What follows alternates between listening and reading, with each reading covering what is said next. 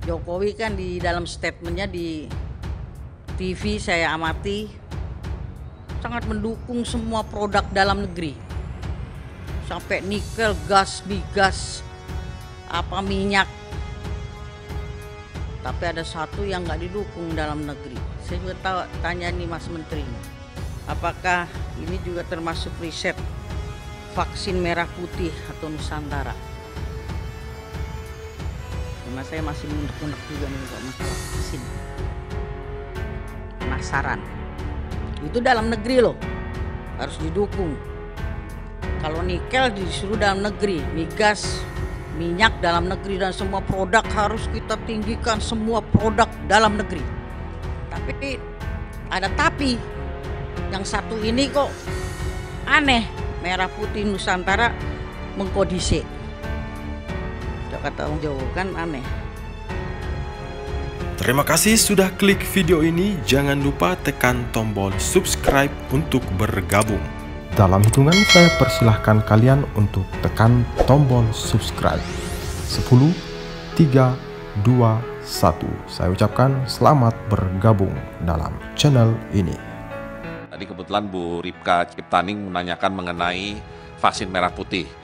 Jadi vaksin merah putih Bu Ripka Ciptaning itu adalah justru vaksin COVID-19 yang dari hulunya, dari labnya, dari penelitiannya, nanti sampai kepada hilirisasi, uji klinis, dan akhirnya vaksinasi, itu semuanya harus dikembangkan oleh Indonesia sendiri. Artinya oleh institusi di Indonesia, dan kemudian dilanjutkan dengan pabrik yang akan mengolahnya juga di Indonesia. Nah, karena tugas fungsi dari kementerian adalah di sisi hulu tadi, sisi riset, saat ini vaksin merah putih ini sudah ada 6 institusi yang terlibat. Ya, memang saya minta mereka mengerjakan sendiri-sendiri dalam pengertian sesuai dengan keahlian mereka dengan platform yang berbeda-beda. Ya, sehingga ada lembaga Eijkman dengan protein rekombinan, kemudian ada Erlangga ya dengan virus yang dimatikan, dan 2 ini kemungkinan adalah yang paling cepat. Ya, kemudian yang lainnya adalah UI dengan DNA, RNA, kemudian ada ITB dengan adenovirus, kemudian ada Gajah Mada juga dengan protein rekombinan, dan LIPI dengan protein rekombinan. Nah, tentunya harapannya memang tadinya kita harapkan vaksin merah putih ini bisa lebih cepat. Tapi seperti yang pernah saya sampaikan pada kesempatan raker sebelumnya, Bu Ripka Ciptaning, ini pertama kali kita mengembangkan vaksin itu dari nol. Dari baru ketahuan apa virusnya, kemudian dicoba bikin vaksinnya di tahapan lab, dan kemudian nanti dialihkan ke manufaktur, yaitu ke pabrik. Yang ada selama ini, kalau untuk vaksin, di sisi hulu, di penelitian itu ada beberapa upaya yang sudah dilakukan. Contohnya untuk demam berdarah, untuk malaria, untuk hepatitis B. Tapi berhenti di lab, tidak pernah masuk ke manufaktur. Ya, salah satunya hepatitis B. Jadi kalau penuturan dari lembaga Eijkman waktu itu mereka sudah selesai akhirnya dengan hepatitis B, tapi dalam implementasi vaksin hepatitis B waktu itu Bio Farma menggunakan bibit vaksin yang dari luar. Ya, sehingga bibit vaksin yang dari Eijkman akhirnya ya berhenti di bibit, artinya berhenti di lab, tidak sempat masuk ke manufaktur.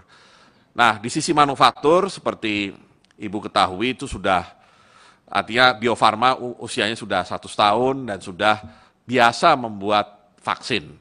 Tapi membuat ini dalam pengertian manufaktur. Jadi mereka apakah membeli dalam bentuk bulk, seperti membeli Sinovac sekarang. Sinovac sekarang kan ada yang dalam bentuk bulk, ada yang dalam bentuk jadi. Bentuk jadi itu artinya tinggal langsung disuntikan. Kalau bulk itu dibawa ke Bio Farma, istilahnya fill and finish, artinya dimasukkan ke botol-botol dan kemudian didistribusikan untuk vaksinasi. Jadi memang belum pernah ada pengalihan dari lab ke manufaktur dalam sejarah pengembangan vaksin di Indonesia.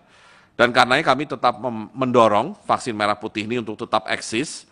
Paling tidak untuk COVID-19 kita harapkan bisa berpartisipasi di tahap akhir nanti dari vaksinasi, karena target vaksinasi dari Kemkes antara 12 sampai 15 bulan. Kemudian yang kedua, karena kemungkinan daya tahan tubuh kita akibat vaksin yang mungkin kita terima, yang kita sudah terima sekarang tidak akan seumur hidup, suatu saat akan menurun daya tahan tubuhnya atau berkurang, maka ada peluang untuk vaksin merah putih ini menjadi vaksin yang nantinya dipakai untuk vaksinasi ulang ataupun untuk booster. Jadi kami harapkan vaksin merah putih nanti bisa menciptakan kemandirian untuk vaksin tidak hanya COVID, tapi untuk penyakit-penyakit lain, terutama penyakit menular yang tropis maupun penyakit-penyakit atau endemi atau pandemi yang barangkali ya tentu kita tidak ingin terjadi, tapi mungkin terjadi suatu saat di masa depan. Ya, nah memang vaksin Nusantara ini di luar konsorsium vaksin merah putih. Karena vaksin merah putih itu kami berdasarkan Kepres 18 tahun 2020, di mana saya menjadi ketua timnya, dengan wakil adalah Menteri Kesehatan dan Menteri BUMN. Nah, tetapi waktu itu Menteri Kesehatan tidak pernah menginformasikan kepada kami mengenai vaksin, mungkin saya sebutnya vaksin dengan platform dendritik, ya, yang kemudian disebut dengan vaksin Nusantara. Dan ternyata memang kalau kita lihat, proses penelitiannya di hulu itu dilakukan di Amerika Serikat, ya. Sedangkan uji klinisnya yang dilakukan di Indonesia, khususnya di Rumah Sakit Dr. Karyadi Semarang, ya. Jadi sejarahnya memang meskipun Pak Terawan tahu bahwa beliau termasuk di dalam tim vaksin merah putih, tapi kami tidak pernah diberitahu bahwa ada upaya pengembangan vaksin Nusantara tersebut, ya. Dan tentunya sekarang mengenai vaksin Nusantara ya sudah berproses di uji klinis tahap 1 yang kemudian masih menunggu rekomendasi BPOM untuk uji klinis tahap kedua.